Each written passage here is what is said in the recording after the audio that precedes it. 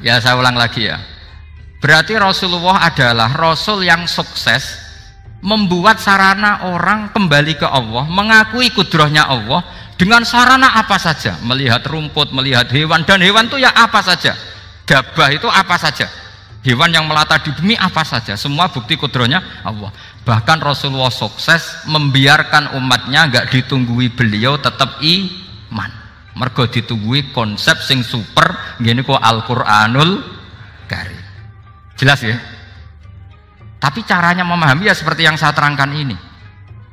Ya saya baca lagi ya yang jadi annal mu'jizati pakai jamak muannas salim, annal mu'jizati al-madiyata, mukjizat-mukjizat yang sudah kelewat itu kanat khisiatan, bersifat fisik. Tusyahadu bil absor, hanya bisa dilihat dengan mata kepala. Karena qoti soleh wa asa Musa. Wa mu'jizatul Qur'ani tusyahadu bil basirah.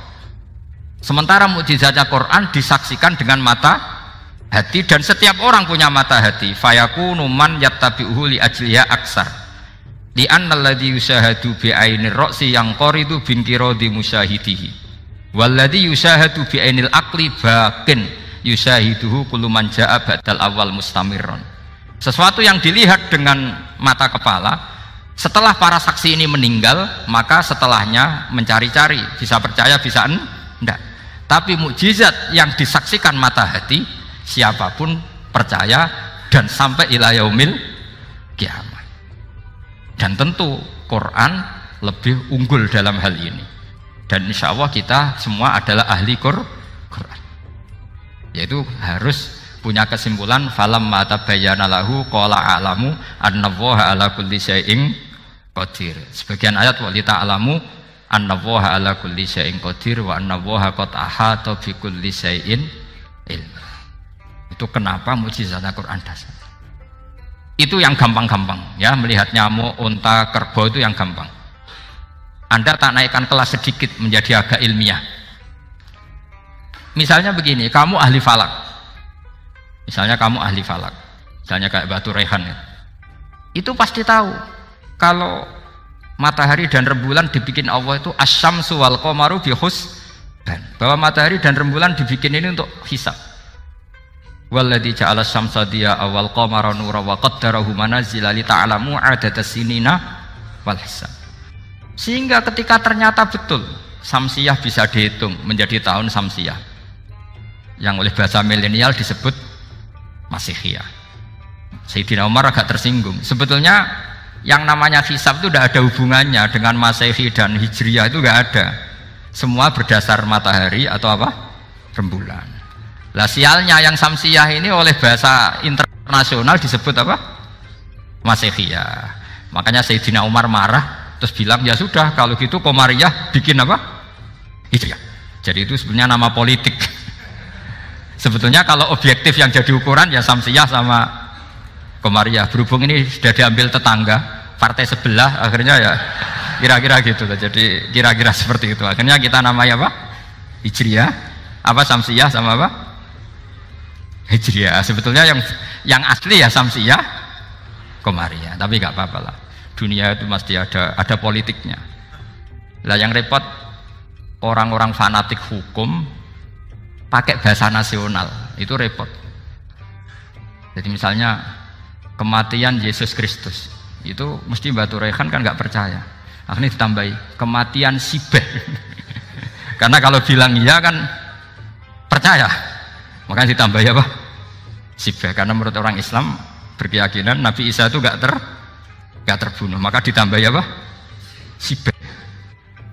Saya dulu pernah usul, karena beliau itu kalau manggil bahasa itu bude, jadi saya pernah sowan usul, mbak ditulis gini saja bah, kematian Yesus dalam kurung katanya. Tapi mungkin terlalu vulgar ya, jadi akhirnya dibikin apa? Sibeh ya? Di kalender Kudus kan apa? Sibeh ya, ditambahi Sibeh. Ya nggak apa-apa lah, yang penting keyakinannya masih benar gitu, jadi masih benar. Kalau usulan saya terlalu ekstrim, maka dikasih apa? Katanya. Ya karena memang begitu kan, kita berkeyakinan Nabi Isa itu gak terbunuh. Wa ma qataluhu wa ma sholabuhu walakin syubbihalahu. Jadi ini saya teruskan ya. Ini paling masih berapa jam ini. Kalau kelamaan sampai dolim itu ganggu kiai lama-lama gitu. Saya tadi sudah bilang sama panitia, orang Indonesia itu gak sopan. Kalau suka kiai itu didatangkan, itu agak masalah sebetulnya. Dalam etika itu masalah. Kalau seneng kiai ya sowan ngaji, jangan sowan di dalam, itu ganggu ya, sowan ngaji saja. Dulu Imam Malik itu anaknya raja itu, Imam Malik itu seangkatan dengan Harun Ar-Rasyid. Makanya jangan berharap kalau saya gampang diundang. Bukan karena saya sombong, memang etikanya seperti itu. Jadi Imam Malik diminta datang ke istana untuk ngajar anak-anaknya Harun apa? Ar-Rasyid. Masyhur Imam Malik tersinggung terus kata bang, al ilmu yu'ta la ya'ti. Ilmu itu disowani bukan sowan. Akhirnya Harun Ar-Rasyid minta anak-anaknya datang ngaji ke Imam Malik. Itu anak presiden. Imam Malik berani, al ilmu yu'ta la ya'ti. Tapi kalian beruntung karena saya hormat sama mbah-mbah saya di sini. Wong makom buyut saya itu ya berarti apa ya? Selatannya makamnya Sayyid Ja'far Shadiq itu di situ kan ada makamnya Mbah Soleh, Mbah Maksum, itu mbah-mbah saya. Nah, makanya dulu saya ngaji di sini lama di Damaran itu. Maksudnya lama itu ya mungkin setahun. Karena saya memang mulai kecil di Sarang, sampai sekarang saya masih ngajar di Sarang. Tapi dulu cukup ya, karena saya kesini sudah hafal Quran, jadi hanya setor setiap hari satu juz, jadi cepat lah. Saya tidak punya masalah ingatan, alhamdulillah, jadi cepat hafal. Saya terangkan lagi ya, ini penting ya, masalah mukjizatnya Quran. Selama ini orang tuh mau bilang tok, mukjizatnya Quran itu dahsyat, tapi nggak bisa menerangkan, itu masalah. Makanya kita harus bisa menerangkan mukjizatnya Al-Quran dahsyat itu apanya. Yaitu tadi, tongkatnya Nabi Musa hanya disaksikan oleh orang yang di era itu. Toh tujuannya mukjizat adalah diakui kemudian orang menjadi iman. Lalu Rasulullah SAW beliau sudah intaqala ila rafiqil a'la.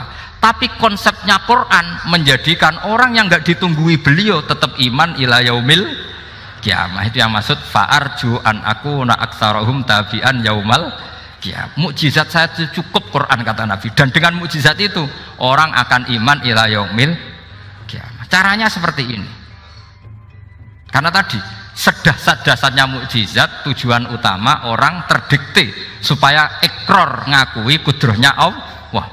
Lah ngono kok ngenteni tongkat sakti lah opo, cukup deloknya. Paham nggih? Jelas ya? Alhamdulillah, mau naik kelas ini sudah benar ini sudah benar. Terus kedua begini, kedahsyatan Quran lagi. Quran itu bisa merunut, mentartibkan logika. Bahkan logika ini logika yang universal. Siapa saja merasakan logika itu. Misalnya begini. Dulu orang kafir itu punya Tuhan banyak. Tentu yang dipertuhankan ya mana?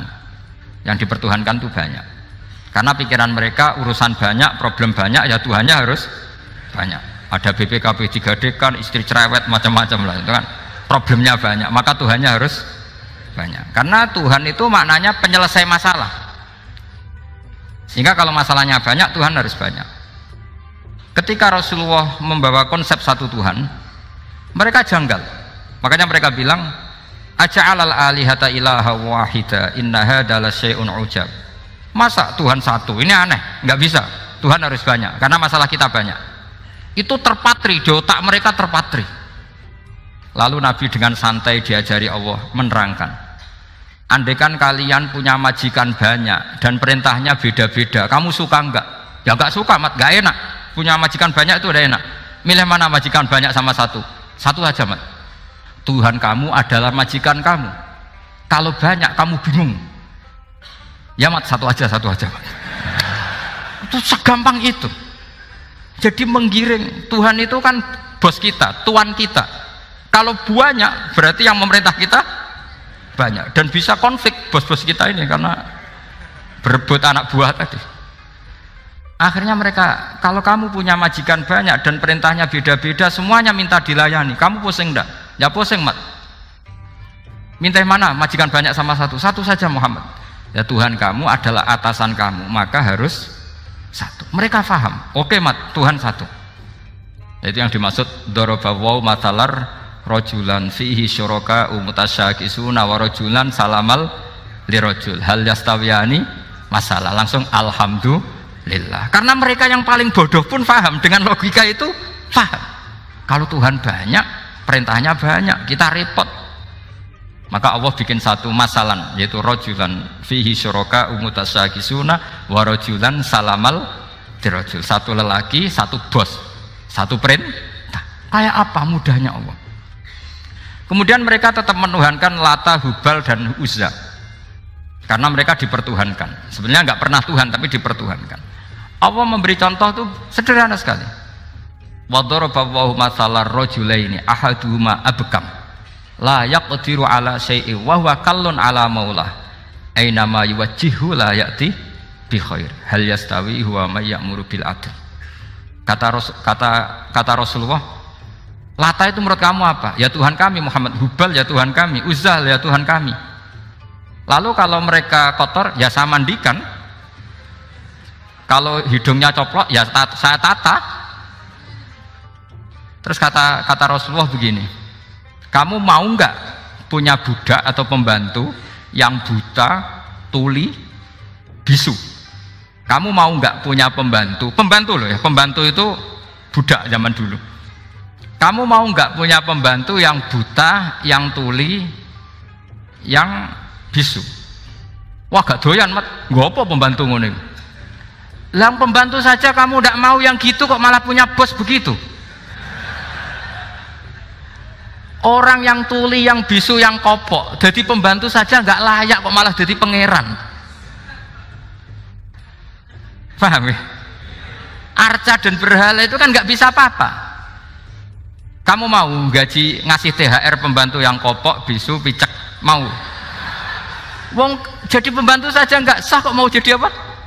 Tuhan atau jadi majikan? Jadi Allah bikin contoh gampang sekali. Wadaraballahu mathalar rajulaini ahaduma abkam la yaqdiru ala syai'in, enggak bisa apa saja. Wa wakallun ala maulah, anane ngrepoti tok. Aina ma yuwajjihu la yati bi khair.